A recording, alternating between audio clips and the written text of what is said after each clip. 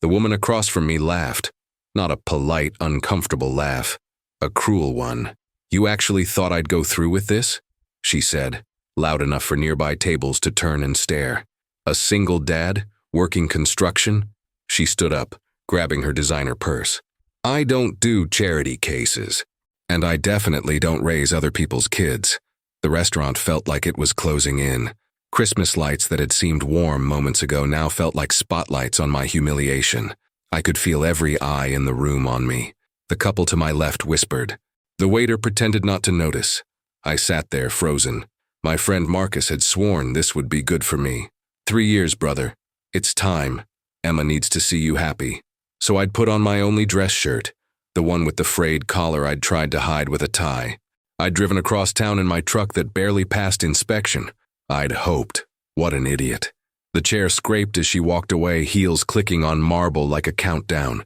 10 seconds until I could leave without looking like I was running. 9, 8. "Excuse me," a woman's voice. Soft but clear. I looked up.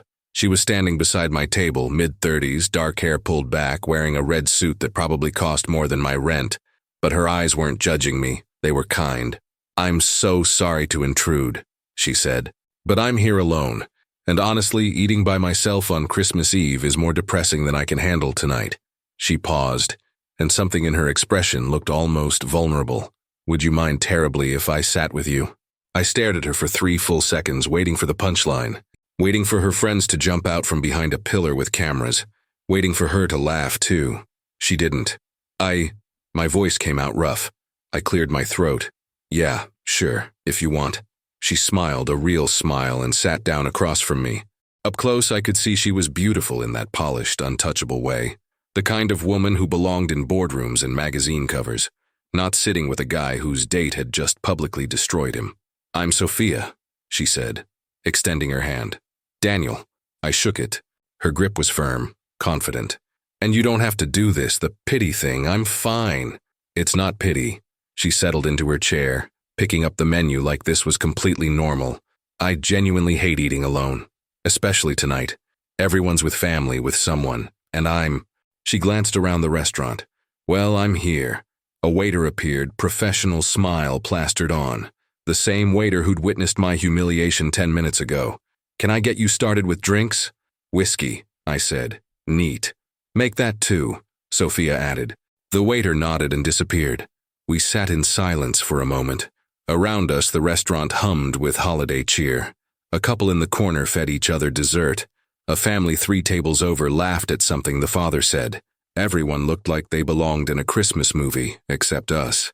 "So," Sophia said finally, "want to talk about what just happened, or should we pretend you were always sitting here alone?" I laughed, bitter. "That obvious?" "I saw the whole thing." Her expression softened. "I'm sorry. That was cruel of her." "Yeah, well," I ran my hand through my hair. "Maybe she had a point. I'm not exactly prime dating material." "Because you're a father?" Sophia's eyebrow arched. "That's the stupidest thing I've ever heard." The waiter returned with our drinks. I took a long sip, letting the burn ground me. "It's not just that.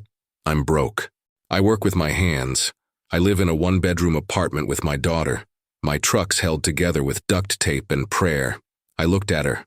Women like her, women who go to places like this, they want stability, success, not some guy who's one emergency away from maxing out his credit cards. Sophia studied me over her glass. "How old is your daughter?" 6, Emma. Just saying her name made my chest ache. I'd left her with my neighbor, Mrs. Chen, tonight, promising I'd be home by 9 with leftover fancy restaurant bread. She'd been so excited, made me promise to take pictures of the princess food. Now all I had was shame. "Emma's a beautiful name," Sophia said. "She's a beautiful kid." I pulled out my phone, showed her my lock screen. Emma grinning, gap-toothed at the camera, holding up a drawing she'd made. "That's from last week. She drew our family. Me, her, and her mom." I paused. "Her mom died 3 years ago, car accident." Sophia's expression shifted. Not pity exactly. Understanding, maybe. "I'm so sorry." "Yeah, me too." I put the phone away. "So that's the deal. Single dad, dead wife, barely making rent. Real catch, right?" "Stop that." I looked up, surprised by the sharpness in her voice. "Stop diminishing yourself," Sophia said. "You're raising a daughter alone. You're working. You showed up tonight even though dating again probably terrifies you. That takes more strength than most people have. Something in my throat tightened. I took another drink. Thanks. But strength doesn't pay the bills. Emma needs new shoes. The heater in our apartment sounds like it's dying. And her school wants to send her on this field trip next month that I can't afford. I shook my head. Sorry, you don't need to hear this. Maybe I do. Sophia set down her glass. Can I tell you something? A secret? I shrugged. Sure. I'm the CEO of a tech company, Laurent Solutions. We do AI integration for healthcare systems. She said it matter-of-factly, like she was telling me her favorite color. I'm worth about $40 million. I have a penthouse in the city. I drive a car that costs more than most people's houses. I stared at her. Okay? And I'm the loneliest person you'll ever meet. The words hung between us. Around us, Christmas music played. Silent Night, in a jazzy arrangement that felt deeply ironic. My family, Sophia continued, is very wealthy. Old money, connections, all that. They've been trying to marry me off since I was 25. Every event, every dinner, it's the same questions. When are you settling down? Why are you still single? Don't you want children? She traced the rim of her glass. They don't care that I've built a successful company. They don't care that I'm happy with my life. All they care about is appearances. That sounds exhausting, I said. It is, and it's getting worse. There's this gala, New Year's Eve. My father's hosting it, showing off for all his business partners and society friends. And he's informed me that I need to bring a date. A serious date, someone respectable. She met my eyes. Someone to prove I'm not going to die alone and childless. Jesus. They've already lined up candidates. All approved by my mother, of course. Trust fund babies and corporate climbers who see me as a trophy wife with a nice bank account. Her jaw tightened. I can't do it anymore, Daniel. I can't spend another night pretending to be interested while some man explains my own industry to me. I could see where this was going. It was insane. You want me to be your fake boyfriend? Yes. She said it without hesitation. One night, the gala. You play the role of my devoted partner. We convince my family I'm settled and serious. And then we part ways. And what do I get out of this? I tried to keep my voice neutral, but my mind was already racing. Emma's shoes, the heater, the field trip. Sophia reached into her purse and pulled out a checkbook. Actual paper checks, like something from another era. $10,000. Cash, if you prefer.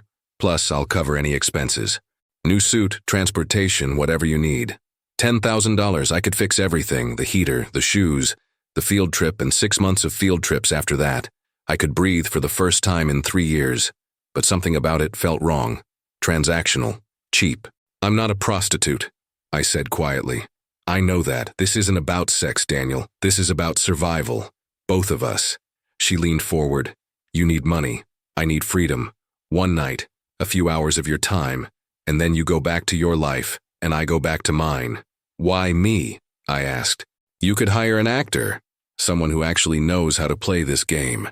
Because you're real. She gestured at the restaurant around us. Everyone here is performing, including that woman who just left. But you're genuine. You're a father who loves his daughter. You're someone who shows up even when it's hard. She paused. And honestly, my father will hate you on sight. Wrong class, wrong background, wrong everything, which makes you absolutely perfect. I laughed despite myself. Revenge fake boyfriend? Something like that. A small smile played at her lips. So, what do you say? I thought about Emma. Her excited face when I'd told her about the date. How she'd made me take pictures before I left. Said I looked handsome like a prince. How she'd asked when I was bringing home a new mommy. I thought about Mrs. Chen, who watched Emma for free most days because she knew I couldn't afford childcare. About the look on Emma's face when I told her we couldn't afford the class trip. About the stack of bills on my kitchen counter that grew taller every month. One night, a few hours, $10,000. I need to think about it, I said. Sophia nodded. Of course, take your time. She pulled out a business card, wrote something on the back. That's my personal number. Call me when you decide. I took the card. Heavy stock, embossed lettering. Everything about her screamed money and class in a world I didn't belong to. Can I ask you something? I said. Anything. Why are you really doing this? The truth. She was quiet for a long moment. Because I'm tired, she said finally. tired of performing, tired of pretending. And when I saw you sitting here alone, looking like your world had just ended, I thought maybe we could help each other. She stood up, placing money on the table for both our drinks. Think about it. The gala's in 5 days. I need an answer by tomorrow night. She walked away, heels clicking on that same marble floor. But unlike the other woman, she didn't leave me feeling small. She left me feeling like maybe, possibly, I had something valuable to offer. I sat there for another 20 minutes, turning the card over in my hands. Sophia Laurent, CEO, $40 million, and apparently just as lonely as me. My phone buzzed. A text from Mrs. Chen. Emma fell asleep watching Christmas movies. Take your time. I looked at the card again. $10,000. One night, I drove home slowly, my mind spinning. Emma was asleep on Mrs. Chen's couch when I picked her up, curled around her stuffed rabbit. I carried her to the truck, buckled her in, drove us back to our tiny apartment. Our building was old, crumbling at the edges. The heat worked maybe half the time. The stairs creaked, but it was home. I laid Emma in her bed, pulled her blanket up to her chin. She stirred, eyes fluttering open. "Daddy," her voice was sleepy, soft. "Did you have fun?" "Yeah, baby," I whispered. "I had fun. Did you meet a princess?" I thought about Sophia, her sharp suit and sharper eyes. The loneliness I'd recognized because I carried the same weight. Maybe. Emma smiled and drifted back to sleep. I sat on my couch in my living room that doubled as my bedroom and pulled out Sophia's card, stared at those numbers, that elegant handwriting. The rational part of my brain said this was insane. You don't fake date billionaires. You don't sell yourself for money, even if it's just playing pretend at some fancy party. But the father part of my brain, the part that woke up at 3 a.m., worried about bills and Emma's future, that part was already dialing the number. She answered on the second ring. "Daniel, I'll do it," I said. "One night, the gala, and then we're done." A pause. "Thank you, but I have conditions." "Name them." "The money doesn't go to me directly. It goes into an account for Emma. College fund, emergency savings, whatever. I don't want to touch it. I needed that boundary, needed to know I wasn't doing this for me. Done. What else? Emma can't know. She's 6. She doesn't understand fake relationships or business deals. As far as she's concerned, you're just someone Daddy knows, okay?" "Okay." Sophia's voice was gentle. "Anything else?" I closed my eyes. "Yeah. If at any point this feels wrong, if you change your mind or I change mine, we walk away. No questions, no penalties." "Agreed." I could hear the smile in her voice. "So when can we start preparing?" "What do you mean preparing?" "Daniel, this gala isn't just dinner and dancing. It's 400 people from the highest levels of society. Politicians, CEOs, old money families who can trace their lineage back to the Mayflower. We need to rehearse. Get our story straight. Make sure you're comfortable." My stomach dropped. I thought I just had to show up. You have to show up and be convincing, which means we need to practice. A pause. "How's tomorrow? I could come to your place. We could go over the basics, figure out our backstory. You want to come here? To my apartment?" I looked around at the peeling paint, the second-hand furniture, the toys scattered across the floor. "Is that a problem?" "It's not exactly your world." "Good," she said. "I could use a break from my world. How's 2 o'clock? Emma will be home from school by then." Another pause. "Even better. I'd like to meet her, if that's okay." Something in my chest twisted. Emma meeting Sophia felt more real than anything we'd discussed. More dangerous. "She gets attached easily," I warned. "Ever since her mom died, she latches onto women. Teachers, Mrs. Chen, even the barista at our coffee shop. If she thinks you're someone important to me." "I'll be careful," Sophia said softly. "I promise, this is just business, Daniel. We both know that." "Right. Business. See you tomorrow at 2. Text me your address." She hung up. I sat in the dark, cards still in my hand, wondering what the hell I'd just agreed to. In her room, Emma slept peacefully, dreaming whatever dreams 6-year-olds dream. I walked to her doorway, watched her chest rise and fall. She looked so much like her mother it hurt. Same dark curls, same small nose, same stubborn chin. "I'm doing this for you," I whispered. "I hope that's enough. I hope that's—" Tomorrow, a billionaire was coming to our broken-down apartment. Tomorrow, I was officially becoming someone's fake boyfriend. Tomorrow, everything would change. I just didn't know how much. I spent the entire morning cleaning. Not regular cleaning, panic cleaning. The kind where you scrub baseboards you didn't even know existed and organize closets that no guest would ever see. Emma watched from the couch, eating cereal. Why are you acting weird? I'm not acting weird. You cleaned the bathroom twice. It was dirty. It's never that dirty. She swung her legs, suspicious. Is someone coming over? I paused, mop in hand. A friend. Her name's Sophia. She's just stopping by to talk about work stuff. What kind of work? Grown-up work. Boring stuff. Emma's eyes narrowed. She had her mother's ability to see through my lies. Is she your girlfriend? No, definitely not, just a friend. But is she pretty? I turned back to mopping. Eat your cereal. That means yes. Emma grinned, triumphant. Can I meet her? If you promise to be good, no crazy questions, no making things weird. I'm never weird. You asked my boss if he had a wife, and when I said yes, you told him divorce was very common and nothing to be ashamed of. Mrs. Chen taught me that. Mrs. Chen needs to stop watching daytime television with you. The doorbell rang at exactly 2 o'clock. Of course, Sophia was punctual. Probably never late to anything in her life. I opened the door and forgot how to breathe. She wasn't wearing a power suit. She was in jeans and a simple sweater, hair down around her shoulders, minimal makeup. She looked younger, softer, almost nervous. Hi, she said, holding up a bag. I brought donuts. I didn't know if Emma liked them, but I figured most kids do, and there's coffee for us. And I probably overthought this entire thing.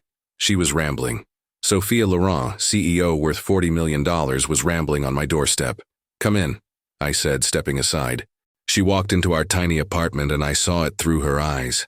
The crack in the ceiling I kept meaning to fix. The second-hand couch with the stain Emma had made with grape juice. The kitchen that was really just a corner with appliances. The whole place could probably fit in her living room. But Sophia didn't look disgusted. She looked around with genuine interest, taking it in. Daddy, the pretty lady is here. Emma appeared from her room, still in her pajamas even though it was 2 in the afternoon. Saturday rules. Sophia's entire face transformed when she saw Emma. Her smile went soft, real. You must be Emma. Emma nodded, suddenly shy. She tucked herself behind my leg. You're really pretty. Thank you. You're beautiful. Sophia knelt down to Emma's level, not caring that her expensive jeans were hitting our questionable floor. I'm Sophia. Your dad told me a lot about you. He told me about you too. Emma peeked out more. He said you're not his girlfriend. I closed my eyes. Emma. But I think you should be. He needs one. He's lonely. Emma. Sophia laughed, not unkindly. Well, your dad and I are friends. But I brought donuts. Do you like donuts? Emma's eyes went wide. She looked at me for permission. I nodded, and she grabbed Sophia's hand without hesitation, pulling her toward our tiny kitchen table.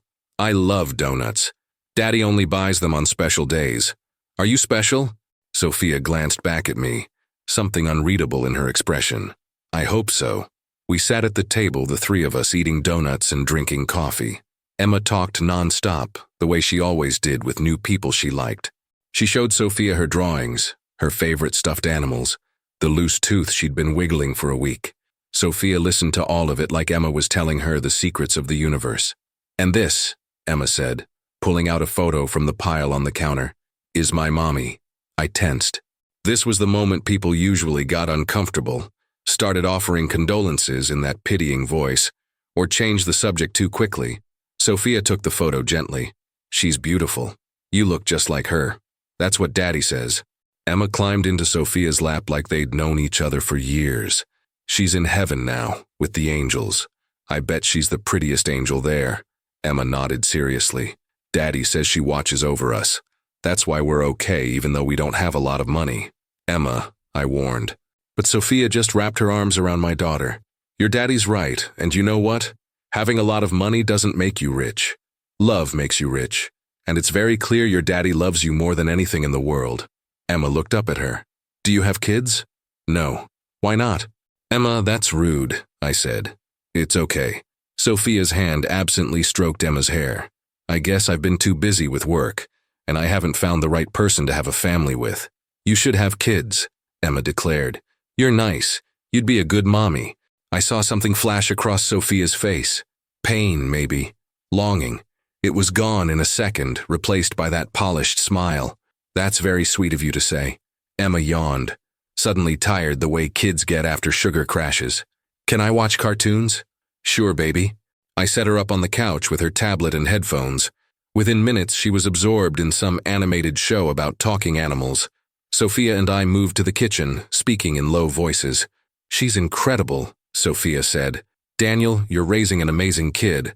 Most days, I'm just trying not to screw her up too badly. You're doing better than my parents did, and they had nannies and boarding schools and unlimited resources. She pulled out a folder from her bag. So, the gala. We should probably go over the details. For the next hour, we planned. Our cover story. We met at a coffee shop 6 months ago. I spilled her latte, apologized profusely, and she was charmed by my genuine contrition. We'd been dating since, keeping it private because of her family's scrutiny. They're going to ask about your job, Sophia said. Be honest. You work construction. You're proud of it. Don't let them make you feel small. What if they ask about Emma's mom? Tell them the truth. She died in an accident. If they push, which they will because my mother has no boundaries, tell them it's still painful to discuss. She made notes in a small notebook. What about my family? Do you know anything about Laurent Solutions? Not really. She spent 20 minutes explaining her company, the industry, key players. I tried to follow, but half of it went over my head. She noticed. Too much? She asked. I'm a construction worker, Sophia. I barely graduated high school. Your world might as well be Mars. Then we'll say you're not interested in tech. You're a blue-collar guy, you work with your hands, and you find my work boring. She grinned. Actually, that's probably more believable. Most people find AI integration incredibly dull. What should I call you? In front of people? She considered. Sophia's fine. Maybe Sophie if you want to sound more intimate. Sophie. I tested it out. It felt strange in my mouth. Too familiar. And what about physical stuff? Am I supposed to hold your hand? Kiss you? Her cheeks colored slightly. We should probably seem comfortable with each other. Hand-holding, definitely. An arm around my waist. Maybe a kiss on the cheek. She paused. Nothing that makes either of us uncomfortable. I've kissed people before. I was married. I know, I just mean. This is all performance. We should establish boundaries. Emma appeared at my elbow, making us both jump. Are you guys going on a date? Something like that, I said carefully. To a party? A big fancy party, Sophia confirmed. With lots of people in nice clothes. Emma's eyes lit up. Like Cinderella? Exactly like Cinderella. Can I see your dress? Sophia laughed. I don't have it yet. I need to go shopping. Can I come? Emma asked, hopeful. I love shopping and dresses, and I can help you pick the prettiest one. I started to say no, but Sophia cut me off. I would love that, if it's okay with your dad. I looked between them. Emma's pleading eyes, Sophia's gentle smile. This was getting too real too fast, but saying no would break Emma's heart. Fine, but just shopping, nothing else. Yay! Emma threw her arms around Sophia's waist. You're going to be the most beautiful princess at the ball. Sophia's hand came up to rest on Emma's head, and I saw that expression again. The longing, the hunger for something she'd convinced herself she couldn't have. We spent the rest of the afternoon together. Sophia helped Emma with a puzzle. They made hot chocolate and got marshmallows everywhere. At one point, I found them in Emma's room, having a very serious discussion about which stuffed animal should be the king of Emma's toy kingdom. It felt domestic, natural, like this was always how it was supposed to be, which scared the hell out of me. Around 5, Sophia checked her phone and sighed. I should go. I have a board meeting in the morning and I still need to prep. On a Sunday? I asked. Startup life. It never stops. She stood and Emma immediately wrapped around her leg. Do you have to go? I do, sweet girl. But we'll see each other soon. Shopping trip, remember? Tomorrow? Emma, I said. Sophia's busy. Tuesday? Sophia offered. After school? We could make an afternoon of it. Emma nodded enthusiastically. I walked Sophia to the door, Emma trailing behind us. Thank you, I said quietly. For being good with her. You didn't have to do all that. I wanted to. Sophia's voice was soft. She's special, Daniel. You're lucky. I know. She hesitated, then reached out and touched my arm. Just briefly. I'll send a car Tuesday at 3. And don't worry about the gala. You're going to be fine. I don't own a tuxedo. I'll handle it. Just show up and be yourself. She smiled. That's all I need. After she left, Emma and I made dinner. Mac and cheese from a box, our usual. But Emma was quiet, thoughtful. Daddy, she said finally. Yeah, baby? I like Sophia. Me too. Is she going to be around more? I knelt down to her level. Maybe for a little bit. But Emma, you have to understand something. Sophia and I are very different. She has this whole other life. After the party, she's probably going to go back to that life. But why? Because that's how things work sometimes. People come into our lives for a little while and then they move on. Emma's lower lip trembled. Like Mommy? God, this kid could break my heart. No, baby. Not like Mommy. Mommy didn't want to leave us. Sophia she lives in a different world. But what if she doesn't want to leave either? I didn't have an answer for that. Tuesday came too fast. The black car that pulled up outside our building made our neighbors stare. Emma practically vibrated with excitement in her booster seat. Sophia met us at an upscale shopping district I'd never been to. Stores with single dresses in the windows, price tags hidden like dirty secrets. Ready? She asked Emma. So ready. I trailed behind them, feeling out of place among the marble and glass and perfectly dressed salespeople. But Emma and Sophia were in their own world. They moved from store to store, Emma giving very serious opinions on every dress. Too poofy, she'd say. Or, that color makes you look like a garden. Sophia tried on at least 15 dresses. Each time she emerged from the fitting room, Emma would gasp or shake her head. I sat on expensive couches, watching this woman worth millions take fashion advice from a 6-year-old. Finally, Sophia came out in a deep blue gown. Simple, elegant, with a neckline that made my mouth go dry. It hugged her curves and flowed like water. Emma stood up, eyes wide. That's the one. Sophia turned to the mirror, uncertain. You think so? You look like the ocean, Emma said. Daddy, doesn't she look like the ocean? I couldn't speak for a moment. Yeah, she does. Sophia met my eyes in the mirror. Something passed between us. Not fake, not performance, something real and terrifying. Sold, she said quietly. After she changed, we got ice cream. Emma got more on her face than in her mouth, and Sophia laughed when she tried to wipe it off and just made it worse. You're good at this, I said. At what? This, with kids. You're natural. I like her. She's easy to be around. Sophia watched Emma chase pigeons in the plaza. She doesn't want anything from me. Doesn't care about my money or my company. She just likes me for me. Most people don't do that. You'd be surprised how many people suddenly want to be my friend when they learn my net worth. She licked her ice cream cone. It gets lonely, Daniel. Being constantly evaluated. Never knowing if people like you or what you represent. That sounds exhausting. It is. She turned to me. Can I tell you something? And you won't judge me? Sure. Sometimes I wonder what my life would look like if I'd made different choices. If I'd said no to the company, pursued something simpler, maybe I'd have a family by now. Maybe I'd come home to someone who actually cared if I had a bad day. She laughed, but it was hollow. Stupid, right? Most people would kill for my life. It's not stupid. Money doesn't fix loneliness. No, it doesn't. She looked at me, really looked at me. You know what I envy about you? My outstanding credit score? She smiled. You have something real. Emma loves you unconditionally. You built this life with your own hands. It might not be perfect, but it's yours. You earned it. I got lucky. Emma's amazing despite me, not because of me. Don't do that. Don't diminish what you've accomplished.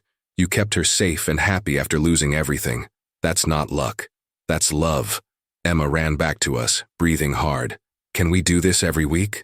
We'll see, I said carefully. Please, Daddy, please, I love hanging out with Sophia. Sophia's expression cracked, just a little. I love hanging out with you too, sweet girl. We drove home in the black car, Emma between us, holding both our hands. She fell asleep with her head on Sophia's shoulder, and Sophia didn't move, didn't want to wake her. She's going to be devastated when this ends, I said quietly. I know. Sophia's voice was barely a whisper. I'm sorry. I didn't think about how attached she'd get. It's not your fault. This is who Emma is. She loves hard. Wonder where she gets that from. I looked out the window. We should probably practice. For the gala, physical stuff, so it looks natural. You're right, but neither of us moved. The car pulled up outside my building. I carried sleeping Emma upstairs while Sophia followed. We got Emma into bed, still in her clothes because waking her seemed cruel. In the living room, Sophia and I stood awkwardly. The apartment felt smaller with her in it. The air felt charged. "So," she said, "should we practice?" "I guess." She stepped closer. Not quite touching, but close enough that I could smell her perfume. Something subtle and expensive. "Put your hand on my waist." I did. Her body was warm under the thin fabric of her sweater. "Other hand holds mine," she instructed. I took her hand. It fit perfectly in mine. "Good. Now if we're dancing, you lead. But gently, and you should look at me, not at your feet." I raised my eyes to hers. Big mistake. This close I could see the gold flecks in her brown eyes, the tiny freckle near her temple, the way her lips parted slightly when she breathed. "Like this?" My voice came out rough. "Yes, exactly like that." She swayed slightly and I moved with her. We weren't really dancing, there was no music, but we moved together anyway, slow and careful. "Daniel," she said softly. "Yeah? This is just pretend, right? We both know that?" "Right, of course." But my hand tightened on her waist, and her hand gripped mine harder, and we were closer now, close enough that I could feel her breath on my lips. "We should stop," she whispered. "Probably." Neither of us moved. The kiss happened so slowly I could have stopped it. Should have stopped it. But I didn't. Her lips touched mine, soft and questioning. I kissed her back, gentle at first, then deeper. Her hand came up to my face and I pulled her closer. And suddenly this wasn't practice or performance.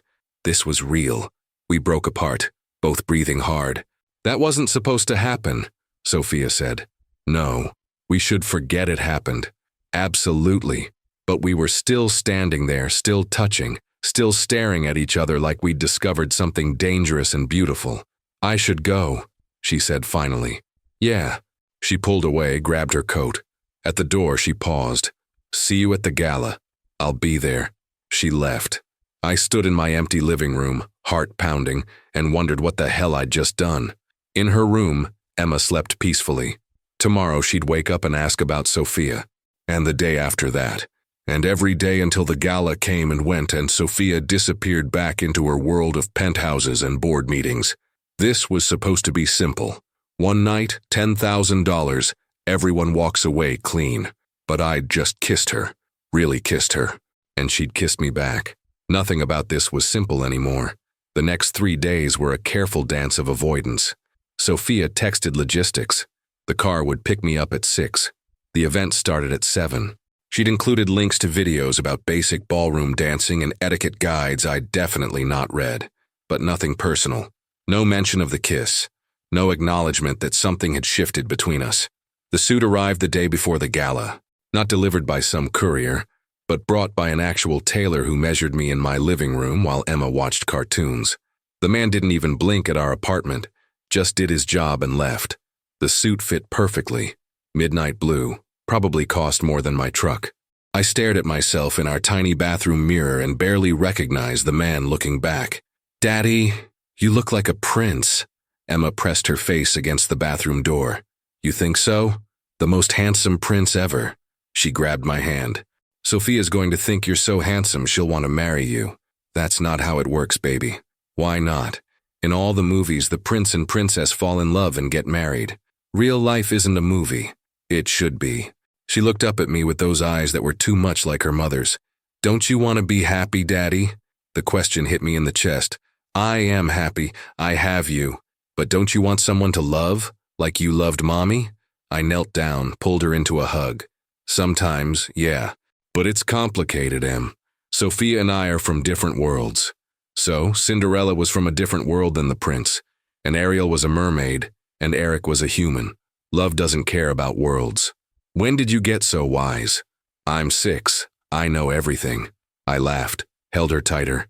Tomorrow night I'd put on this suit and pretend to be someone I wasn't. I'd walk into a world of wealth and privilege on the arm of a woman I was definitely not falling for, and then it would be over. That was the plan anyway. But Emma's words stayed with me all night. Love doesn't care about worlds. I just hoped she was right. The car arrived at exactly 6. Black, sleek, probably worth more than I'd make in 5 years. Emma pressed her face against our apartment window, waving enthusiastically as I climbed in. Mrs. Chen had agreed to watch her overnight. "You look very handsome," she'd said, patting my cheek. "Make good choices." I had no idea what that meant. The drive to Sophia's building took 40 minutes through holiday traffic. Manhattan at New Year's Eve was chaos, but inside this car, everything was quiet. Leather seats, soft music, a minibar I didn't touch. The driver pulled up to a high-rise in Tribeca. Not just expensive, intimidating. The kind of place where doormen wore white gloves and judged you with their eyes. "Ms. Laurent is expecting you, sir," the doorman said, gesturing to a private elevator. Penthouse level. Of course she lived in the penthouse. The elevator played classical music as it climbed. My reflection in the mirrored walls showed a man who looked confident, put together. A lie wrapped in an expensive suit. The doors opened directly into her apartment. Not a hallway, her actual living space. Because when you're this rich, you own the entire floor. "Daniel?" I turned, stopped breathing. Sophia stood in the center of her massive living room wearing the blue dress. But it was different now. Professional styling had transformed her. Hair swept up, makeup perfect, jewelry that probably cost more than my entire life. She looked like she belonged on a red carpet. She looked untouchable. "You look incredible," I managed. "So do you." She walked toward me, heels clicking on marble floors. Up close, I could see she was nervous, her hands twisted together. "Ready for this?" "Not even a little bit." She laughed, some of the tension breaking. "Honest. I appreciate that." She picked up a small clutch from a side table. "Okay. Ground rules. We stay together the entire night. You don't leave my side unless absolutely necessary. My father is going to try to separate us, get you alone, intimidate you. Sounds fun. My mother will be worse. She'll smile while she destroys you. Classic passive-aggressive warfare." Sophia took a breath. "And there's one more thing, my ex will be there." I stiffened. "You didn't mention an ex." "Marcus Blackwell, tech CEO. My parents adored him. We dated for 2 years. He proposed at one of these galas, actually. Very public, very romantic." "What happened?" I said no. Realized I didn't love him. Realized I was just going through the motions to please everyone else. She met my eyes. "He's never quite gotten over it, and my mother has never forgiven me. So I'm also here to make him jealous?" "No, you're here because I don't want to face this alone." Her voice softened. "But if he happens to get jealous, I won't complain." Another car waited downstairs, this one even nicer, if that was possible. Sophia sat close to me, her hand finding mine. "Thank you," she said quietly, "for doing this. You're paying me $10,000. Still, you didn't have to say yes." Her thumb traced circles on my palm. "How's Emma?" "Excited. She made me promise to take pictures, said she wants to see you looking like a princess." Sophia smiled, but it didn't reach her eyes. "She's the sweetest kid. She really likes you." "I really like her too." We rode in silence for a while. I watched the city pass by, lights and life and celebration. Everyone getting ready for a new year, new beginnings. "Daniel?" Sophia's voice was hesitant. "The other night, when we kissed, we don't have to talk about it." "I think we should. Before we walk in there and pretend to be a couple, I need to know we're on the same page." She took a breath. It was nice, really nice, but it can't happen again. Something in my chest tightened. "I know. I mean it. This ends tonight. We go to the gala, we play our parts, and then we go back to our separate lives. That's the deal." "I remember the deal, Sophia. Because Emma's already attached, and if we let this become something more, when it inevitably falls apart, she'll be the one who gets hurt." Her hand squeezed mine. "I like you, I really do, but I'm not built for your world, and you're not built for mine. I'm aware of that. Are you? Because sometimes the way you look at me, it feels like you're forgetting this is temporary." I pulled my hand away. "Don't worry. I know exactly what this is. Business transaction. You get to piss off your parents, I get money for Emma, that's it." "Daniel, I didn't mean—" "We're here." The car stopped in front of the Metropolitan Museum of Art. The entire building was lit up, red carpet leading to the entrance, photographers everywhere. People in tuxedos and gowns climbed the steps like they owned the world. Maybe they did. "One last thing," Sophia said. Whatever happens in there, whatever anyone says, we're together. United front. Okay? Okay. She took my arm, and we stepped out into the cold night air. Immediately cameras flashed. Not for us specifically, just general documentation of the event.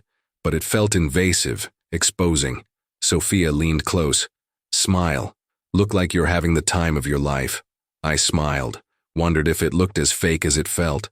We climbed the steps, passed through security, entered a world of marble and gold and crystal chandeliers that probably cost more than my building. Everything gleamed, everyone sparkled, and everyone turned to look at us. Not openly. These people were too polished for that. But I felt their eyes. Felt them cataloging my off-the-rack shoes, my department store haircut, the way I held Sophia's arm just a little too tight. Sophia, darling. A woman materialized in front of us. 60 maybe. Perfectly preserved, diamonds dripping from her neck and ears. Her smile was warm, but her eyes were calculating. Mother. Sophia's voice went cold. You look lovely. As do you, and this must be your mystery man. The woman turned to me, extending a hand. I'm Catherine Laurent, Sophia's mother. Daniel. I shook her hand. Firm grip. Manicured nails that probably cost more than my monthly grocery bill. Just Daniel? No last name? Morrison. Daniel Morrison. And what do you do, Daniel Morrison? Here we go. I work construction. Catherine's smile didn't falter, but something flickered in her eyes. How? Industrious. And where did you two meet? Coffee shop, Sophia said quickly. He spilled my latte. It was very charming. 6 months ago, I added, remembering our story. Best accident of my life. Catherine's gaze moved between us. 6 months. And you've kept him hidden all this time, Sophia? That's not like you. I wanted to be sure before introducing him to the family circus. Well, Catherine's smile sharpened. I look forward to getting to know you better, Daniel. I'm sure we'll have plenty to discuss. She glided away, already whispering to another perfectly dressed woman. Strike one, Sophia muttered. She hates you. I could tell. Don't take it personally. She hated everyone I've ever dated who didn't come from old money. We moved through the crowd. Sophia introduced me to dozens of people whose names I immediately forgot. CEOs, politicians, socialites. Everyone smiled and shook my hand and asked the same questions. What do you do? Where are you from? How did you meet our Sophia? Each time I watched their expressions change when I mentioned construction. Watched them reassess, recategorize. I went from potential equal to charity case in seconds. Sophia's hand never left mine. She defended me without being obvious about it, redirected conversations, praised my work ethic, my dedication, my role as a father. That last one always made them pause. Single father, dead wife. Suddenly I wasn't just a construction worker. I was a sob story. I hated it. You okay? Sophia whispered during a lull. Fine. You're grinding your teeth. Just thinking about how many of these people have ever worked a day in their lives. Not many. Try not to punch anyone. No promises. She smiled, genuine for the first time since we'd arrived. There he is, the real you. I was starting to worry you'd been replaced by a robot. What do you mean? You've been playing a part, being polite, deferential, but that's not you. You're direct, honest, kind of grumpy sometimes. Her thumb stroked my hand. I liked the grumpy version better. Before I could respond, a man's voice cut through the noise. Sophia, you actually came. We turned. The man approaching us was tall, dark-haired, classically handsome in a way that probably landed him on magazine covers. His tuxedo was custom, his watch was Rolex, and his smile was predatory. Marcus Blackwell. Marcus. Sophia's body went rigid against mine. I wouldn't miss it. And you brought a date. How unexpected. He looked me up and down, not even trying to hide his assessment. I don't believe we've met. Daniel Morrison. I extended my hand. He shook it. Too firm. Trying to prove something. Marcus Blackwell. Sophia and I go way back. So I've heard. Really? What exactly has she told you? That you dated, that you proposed, that she said no. I smiled, sharp. Seems pretty straightforward. His expression hardened. Sophia, could we speak? Privately. Anything you need to say, you can say in front of Daniel. I don't think that's appropriate. And I don't care what you think is appropriate. Her voice could have cut glass. We're done, Marcus. We've been done for 3 years. Move on. I would if I thought you were happy. But this, he gestured at me, this is you acting out, bringing some blue-collar nobody to make a point. Careful, I said quietly. Or what? You'll fight me? Very classy. Marcus stepped closer. Let me guess. She's paying you, right? 10 grand, 20? What's the going rate for fake boyfriends these days? My fist clenched. Sophia's nails dug into my arm. You don't know anything about us, she said. I know you, Sophia, better than anyone. And this isn't you. This is rebellion. This is you trying to hurt your parents, hurt me, by slumming it with… I punched him. Not hard, just enough to snap his head back, split his perfect lip. The room went silent. Every eye turned to us. Daniel! Sophia's voice was horrified. Marcus touched his bleeding mouth, smiled. There it is. The real you. Tell me, construction worker, do you handle all your problems with violence? Only the ones that deserve it. Security was already moving toward us. Catherine and a man I assumed was Sophia's father materialized from the crowd. What is the meaning of this? The father's voice boomed. Distinguished, silver-haired, the kind of man used to being obeyed instantly. Your daughter's date just assaulted me, Marcus said, playing the victim perfectly. Unprovoked. In front of everyone. He called me a whore, Sophia said flatly. Well, he implied it. Said I was slumming, said Daniel was being paid. And is he? Catherine's voice was ice. The room held its breath. Sophia looked at me. I looked at her. This was it. The moment where we could come clean, admit the truth, let it all fall apart, or we could double down. Of course not, Sophia said. I love him. The words hung in the air like a bomb. You love him, her father repeated. This man you've known for 6 months. This construction worker with no family, no connections, no… Say it, I interrupted. No money, no class. Not good enough for your daughter. I was going to say no prospects, but yes, since you brought it up, what exactly can you offer, Sophia? What do you bring to this relationship beyond… He gestured vaguely at me. Whatever this is. Kindness, Sophia said before I could answer. Respect. Genuine affection. Things you and Mother never showed me. Catherine flinched. Sophia, don't be dramatic. I'm not being dramatic. I'm being honest. For the first time in my life, I'm choosing what I want instead of what you want for me. She took my hand. Daniel is a good man. He's raising an incredible daughter alone. He works hard, he's kind, he's… poor, her father finished. He's poor, Sophia. And the moment he gets tired of pretending to love you, he'll take whatever he can get and disappear. That's not true, I said. Isn't it? Tell me, Mr. Morrison. If Sophia lost everything tomorrow, if she was broken, would you still be here? I looked at Sophia. Her eyes begged me to say yes, to prove him wrong. But I thought about Emma, about the $10,000 sitting in an account for her future, about our crumbling apartment and her worn-out shoes and the field trip I could finally afford. I thought about how I'd sold myself for money, how I was exactly what they thought I was. I don't know, I said honestly. Sophia's face crumpled. That's what I thought. Her father turned to the crowd. I apologize for this disruption. Please continue enjoying the evening. This matter is being handled. Security was at my elbow now, professional, polite, already escorting me toward the exit. Wait, Sophia said. Daniel, wait. But I didn't. I let them lead me out down those same steps I'd climbed with her on my arm. Cameras flashed again. This time I knew I was the story. The nobody who'd crashed the party. The fake boyfriend exposed. The car was gone. Of course it was. So I stood on Fifth Avenue in my expensive suit, watching my breath fog in the cold air, and called a cab on my dying phone. It took 40 minutes to get home. Every minute my phone buzzed. Sophia calling. Sophia texting. Sophia asking me to talk to her. I turned it off. Mrs. Jen met me at the door, Emma asleep in her apartment. You're home early. Yeah, it didn't work out. She looked at me with those knowing eyes. You want to talk about it? Not really. The girl, Sophia. Emma talks about her constantly. I know. She thinks Sophia is going to be her new mother. I closed my eyes. I know that too. What are you going to tell her? The truth. That I screwed up. That I let her get attached to someone who was never going to stay. Mrs. Chen touched my arm. Or you could fix it. There's nothing to fix. Sophia and I were never real. It was all fake, all pretend. That's not what I saw when she was here. That wasn't pretend, Daniel. That was something real. It doesn't matter. Her family will never accept me, and I can't give her the life she's used to. Maybe she doesn't want that life. Everyone wants that life, Mrs. Chen, trust me. I carried Emma home, tucked her into bed. She stirred, mumbled something about princesses, fell back asleep.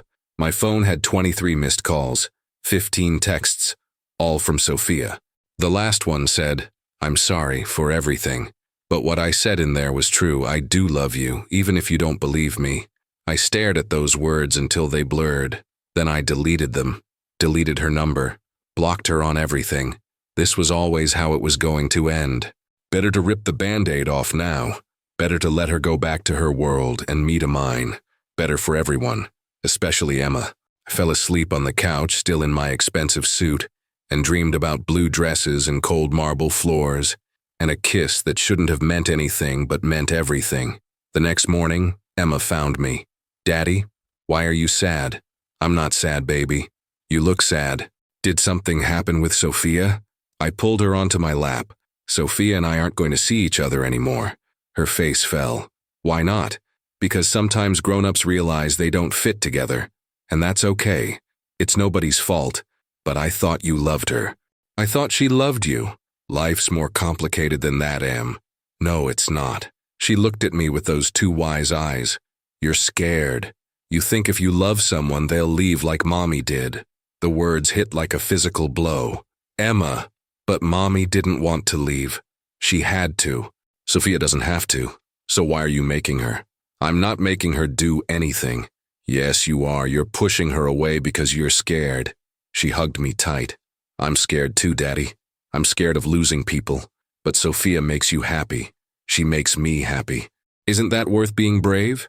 I held my daughter, this incredible 6-year-old who somehow understood things I'd been running from for years. "What if I try and it doesn't work?" I whispered. "What if you don't try and you never know?" My phone buzzed. Unknown number. Against my better judgment, I answered. "Daniel Morrison?" A man's voice, professional, cold. "Who's asking?" "My name is Richard Laurent, Sophia's father. I'm calling to inform you that photos from last night's incident have been leaked to several gossip sites. Your face, name, and address are now public." My blood ran cold. "What?" "I had nothing to do with it, but I wanted to warn you. There will be press, photographers, people showing up at your home. I suggest you and your daughter stay somewhere safe for the next few days." "You're joking." "I wish I was. I may not approve of you, Mr. Morrison, but I don't want your child caught in the crossfire of my world's ugliness." He paused. "For what it's worth, Sophia is devastated. She's locked herself in her apartment and won't speak to anyone. I don't know what you want me to do about that. I want you to decide if you're a coward or if you're worthy of my daughter's love." He hung up. I looked at Emma, at our apartment, at everything I'd built to keep us safe, and I realized Mrs. Chen was right. There was something worth fighting for. I just had to be brave enough to try. The photographers showed up within an hour, 3 of them at first, cameras with long lenses pointed at our building, then 5, then a small crowd, all waiting for me to emerge, waiting for the story. Construction worker cons billionaire heiress. Fake romance exposed at New Year's gala. Single dad's desperate gold-digging scheme. Mrs. Chen brought me coffee and her laptop. "You should see what they're saying." "I don't want to." "You need to.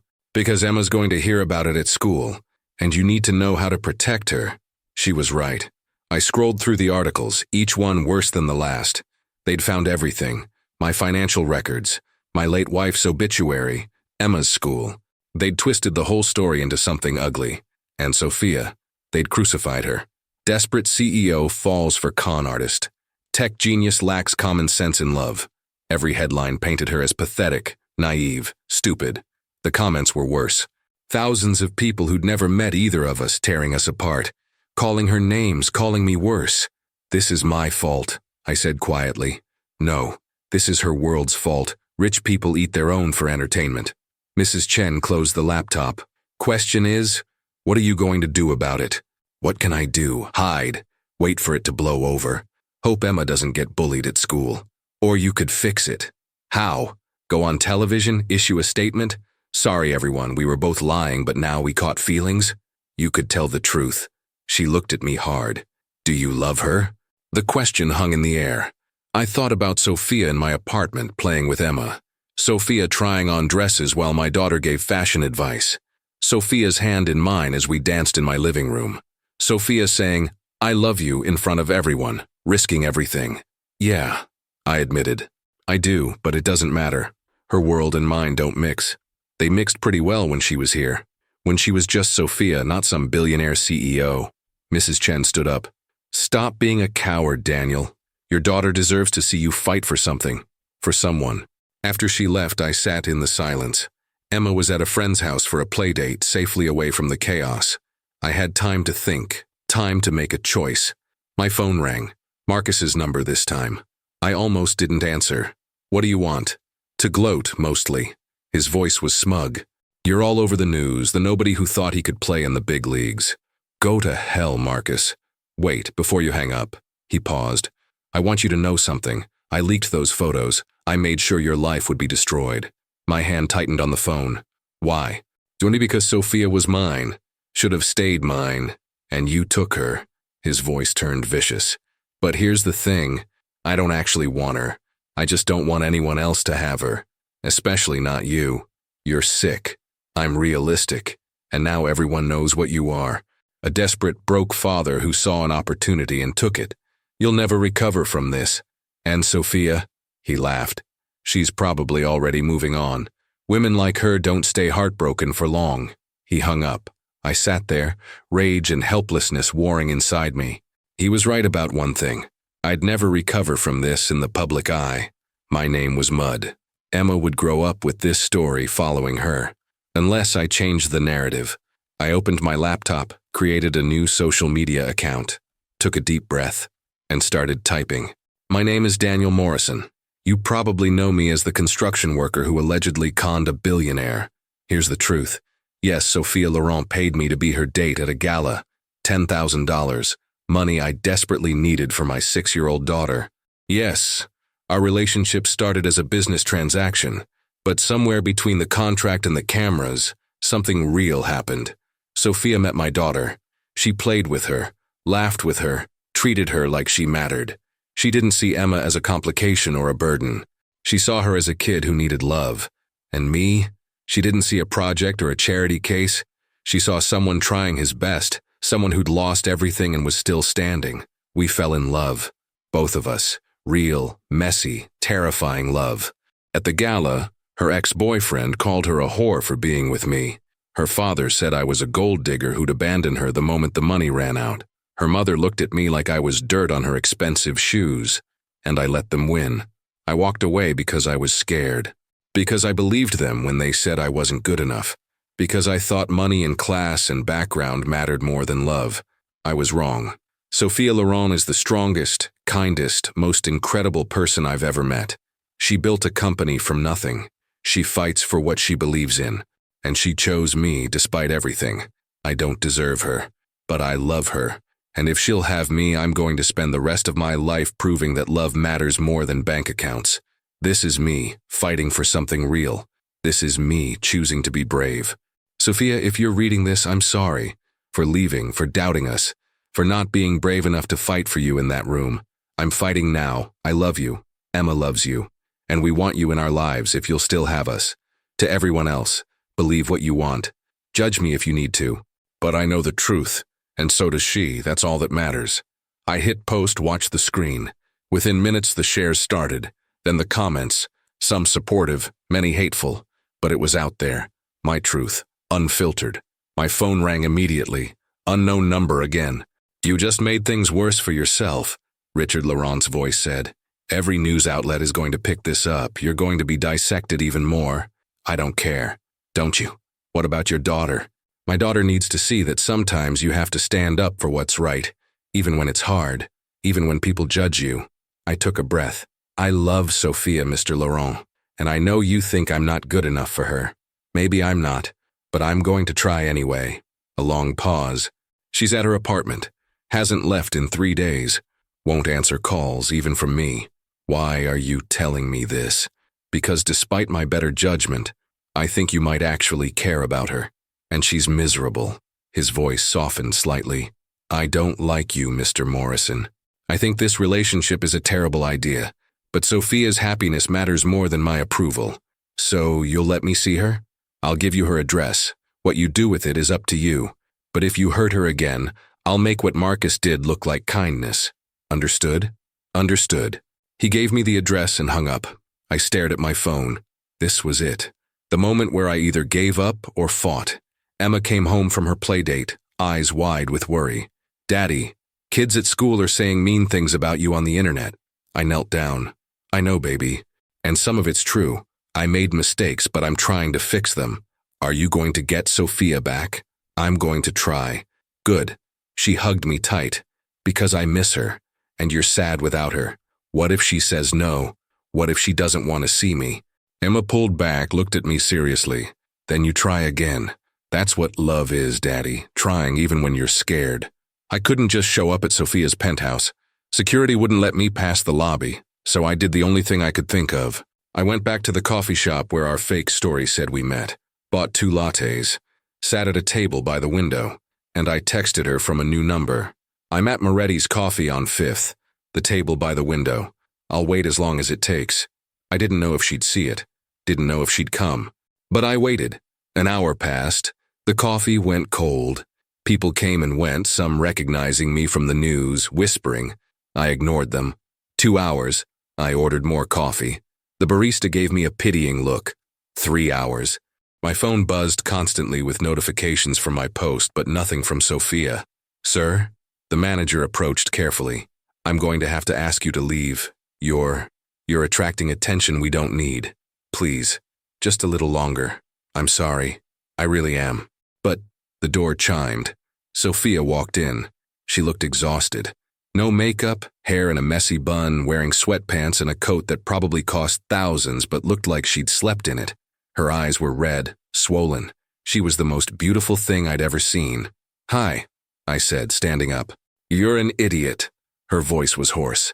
Do you know what you've done? That post went viral. Every news outlet is covering it. Your face is everywhere. I know. You've made yourself a target. People are going to come after you, after Emma. They're going to dig up every mistake you've ever made. I know that too. Then why? She stepped closer, tears streaming down her face. Why would you do something so stupid? Because you were worth the risk. I reached for her hand. She let me take it. Because I love you, and I was a coward for walking away. You were. She hit my chest, not hard. You left me there in front of everyone. You made me look like an idiot. I know, I'm sorry. I told them I loved you. I defended you. And you just left. I was scared. Your father was right. What do I have to offer you? I'm broke. I'm nobody. Stop. She covered my mouth with her hand. Stop diminishing yourself. You're a good man. A good father. You work hard. You're kind. You made me feel seen for the first time in my life. Her voice cracked. You made me feel loved. You are loved. So much. Emma asks about you every day. She cries because she misses you. I miss her too. God, I miss both of you. Sophia's hands came up to my face. But I can't do this if you're going to run every time things get hard. I can't invest in us if you're one argument away from deciding you're not good enough. I won't run again. I promise. Whatever comes, we face it together. My family will make your life hell. Let them try. The press will never leave you alone. I don't care. Emma will be affected by this, kids at school, parents gossiping. Then we'll protect her. Together. I pulled her closer. I'm all in, Sophia. Completely. Terrifyingly. If you'll have me. She searched my face. Your post said you don't deserve me. I don't. Well, I don't deserve you either. A man who loves his daughter more than anything. Who works himself to exhaustion to provide for her. Who punched my ex-boyfriend for calling me a whore. A watery smile. That was really hot, by the way. I laughed. Yeah? Yeah. Stupid, but hot. She pressed her forehead to mine. I love you, Daniel Morrison. I love your broken-down apartment and your truck held together with duct tape. I love that you're a terrible dancer and you don't understand my job and you think whiskey neat is fancy. I love you too. I love that you play with Emma like you're 6 years old. That you're brilliant and successful and still somehow lonely. That you saw me at my worst and didn't flinch. So what now? Now we figure it out. Together. No more running, no more hiding. We deal with your family, the press, all of it. And Emma? Emma's going to lose her mind. She's been plotting ways to get you back all week. I cupped her face. She really does love you, you know. She asks if you can be her mom. Sophia's eyes filled with tears again. I'd like that. Someday. If we make it. We'll make it. You sound very confident for someone who just had his entire life exposed online. That's because I have something worth fighting for now. I kissed her, soft at first, then deeper. She kissed me back, hands tangling in my hair, pulling me closer. Around us, people took photos, posted them online, started new stories. I didn't care. The manager cleared his throat. So, should I call security or... Sophia pulled back, laughing. We're leaving. Sorry for the drama. Are you kidding? This is the best thing that's ever happened to this place. We're going to be famous. He grinned. Coffee's on the house for both of you, forever. We walked out hand in hand into a crowd of photographers. They shouted questions, aimed cameras, jostled for position. Sophia squeezed my hand. Ready? With you, always. We pushed through together, got into her car, drove to my building where more cameras waited. Welcome to my world, I said. I've seen worse. She looked up at the crumbling building. So this is home? For now. Not much, but it's perfect. Emma was waiting in Mrs. Chen's apartment. When she saw Sophia, she screamed and ran, launching herself into Sophia's arms. You came back. Daddy said you would, but I was scared you wouldn't. Sophia held her tight, crying into Emma's hair. I'm here, sweet girl. I'm here. Are you staying this time? Forever and ever? Sophia looked at me. I nodded. Yeah, Sophia said. Forever and ever. The next weeks were chaos. News outlets wanted interviews. Publishers wanted book deals. Movie producers called about adaptation rights. We declined all of it. Instead, we focused on building something real. Sophia spent nights at our apartment, sleeping on my terrible couch, eating boxed mac and cheese, helping Emma with homework. She met my coworkers, charmed them without trying. She sat through Emma's school play in a packed auditorium on an uncomfortable folding chair and cried when Emma took her bow. I met her team at Laurent Solutions, sat through board meetings I didn't understand, learned about her work because it mattered to her. We had dinner with her employees, normal people who loved her because she was brilliant and fair. Her parents were another story. Catherine refused to speak to either of us. Richard called once, stiff and formal, to invite us to a discussion. We went. It was an ambush. Lawyers, prenups, conditions. Sophia walked out halfway through. I don't need your money or your approval. Daniel and I are together, with or without your blessing. Then you're out, her father said. Out of the company, out of the family, out of the trust. Fine. We left. Sophia cried in the car. Not because she'd lost money, because she'd lost parents who'd never really been there to begin with. I'm sorry, I said. Don't be. You were right. They care more about appearances than they do about me. She wiped her eyes. I have a new family now. You and Emma. That's enough. But it wasn't enough for me. 3 months later, I stood in her father's office. Mr. Laurent, I need 5 minutes. He looked up from his desk, surprised. Mr. Morrison, I wasn't expecting you. I know, but I need to say something, and I need you to hear it. I sat down without being invited. You think I'm not good enough for your daughter, you're right. His eyebrow raised. Then why are you here? Because I love her anyway, and I'm not going anywhere. I leaned forward. I don't have money, I don't have connections. I can't give Sophia the life you think she deserves, but I can give her something you never did. And what's that? Unconditional love, respect, a partnership where she's valued for who she is, not what she's worth. I held his gaze. I see her, Mr. Laurent. Really see her. Her brilliance, her kindness, her loneliness, and I love every part of her. He was quiet for a long moment. She gave up everything for you. Her inheritance, her position in the family. I know, and I'd give up everything for her too. I pulled out a small box. I'm going to ask her to marry me. I wanted you to know. Not because I need your permission, but because she deserves to have her family there when it happens, even if that family has treated her badly. Richard stared at the box. That's not a Laurent heirloom. No. It's a ring I saved for 3 months to buy. Not fancy, but it's mine to give. I stood up. The wedding's in 6 weeks. Small ceremony, just friends. Emma's going to be the flower girl. We'd like you and Catherine to come. Not because Sophia expects you to, but because despite everything, she still loves you. I turned to leave. Mr. Morrison? I looked back. I was wrong about you. His voice was rough. Not completely wrong. You still lack the breeding, the background, the... Sir, with respect, I don't care what I lack. I care about your daughter. A slight smile touched his lips. Yes, I see that now. He opened a drawer, pulled out an envelope. This is Sophia's trust fund. Her mother and I discussed it. She's earned it through her work with the company. It's hers regardless of our differences. She won't take it. I know. That's why I'm giving it to you. For Emma's education, for your future together, for whatever you need. He slid the envelope across the desk. Consider it a wedding gift. I didn't touch it. I don't want your money, Mr. Laurent. I just want you to be her father. I don't know if I know how anymore. Then learn. She's worth the effort. I left without taking the envelope. I proposed on a Tuesday. No fancy restaurant, no grand gesture. Just me, Sophia, and Emma in our tiny apartment, eating takeout on the floor because our table was too small for 3 people. Sophia? I said. She was helping Emma with a puzzle. Marry me. She looked up. What? I pulled out the ring. Simple band, small diamond. Nothing like what she was probably used to. Marry me, please. I know it's fast. I know my apartment is too small and my truck barely runs, and I'm probably going to embarrass you at fancy events. But I love you. Emma loves you. And I want to spend my life proving that we're enough. Emma bounced excitedly. Say yes, say yes. Sophia's hands covered her mouth, tears streamed down her face. Daniel Morrison, that's the worst proposal I've ever heard. My heart sank. Oh, and I love it. Yes, yes, I'll marry you. Emma screamed. I kissed Sophia. She kissed me back. The ring fit perfectly.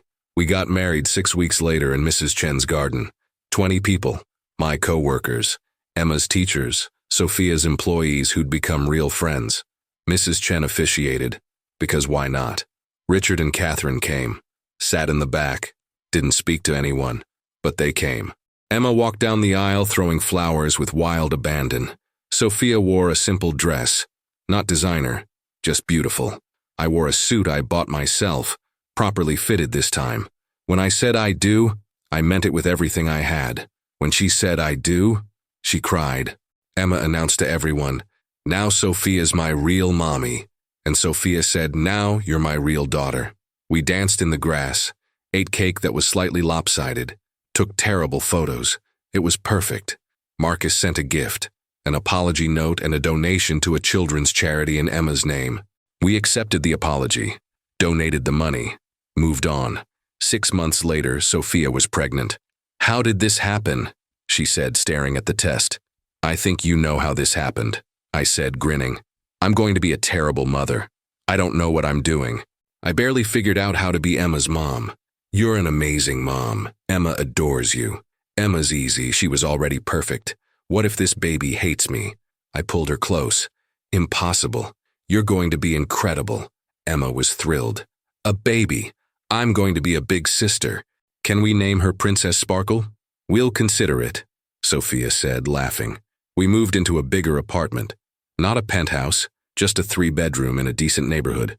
Sophia kept working, but scaled back hours. I started my own construction company, small jobs, building a reputation. Money was tight sometimes. We argued about bills and parenting decisions and whose turn it was to do dishes. We were normal. We were happy. Emma started 2nd grade that fall. At parent-teacher night, other parents whispered, pointed. We were still that couple from the news. But Emma didn't care. She introduced Sophia as her mom, no qualifiers. She drew family pictures with 4 stick figures now. She was thriving. One night after both kids were asleep, baby Sophie in her crib and Emma in her new big girl bed, Sophia and I collapsed on the couch. I'm exhausted, she said. Me too. Our apartment's too small again. Yep. Your truck died yesterday. I know. We have no savings because babies are expensive. Uh-huh. She turned to look at me. I love this life. Yeah? Yeah. It's messy and chaotic and nothing like what I planned. But it's real. It's ours. She kissed me softly. Thank you for fighting for us. Thank you for being worth fighting for. That was cheesy. You love it. I do. We sat in comfortable silence watching bad television. falling asleep tangled together on our second-hand couch. Outside, photographers had long since moved on to new stories. The world had forgotten about the construction worker and the billionaire, but we hadn't forgotten each other. And that was all that mattered. 5 years later, we stood in our backyard. Not huge, but ours. Emma was 12, tall and beautiful and brilliant. Sophie was 4, a tornado of energy and questions. Sophia was pregnant again, complaining about her feet. Richard and Catherine visited monthly now. Still stiff, still formal, but trying. They'd set up college funds for all the kids. Apologized in their way. Marcus got married to someone from his world. Sent us a Christmas card every year. We sent one back. My construction company was doing well. Not making us rich, but stable. Sophia consulted part-time, mentored young entrepreneurs. We were building something sustainable. "Daddy," Emma called. "Mom says dinner's ready." Mom, not Sophia, not stepmother, Mom. I watched Sophia chase Sophie around the yard, laughing, her hand on her growing belly. Watched Emma set the table through the window, humming to herself. This was my life. Imperfect, complicated, real, and I wouldn't change a single thing.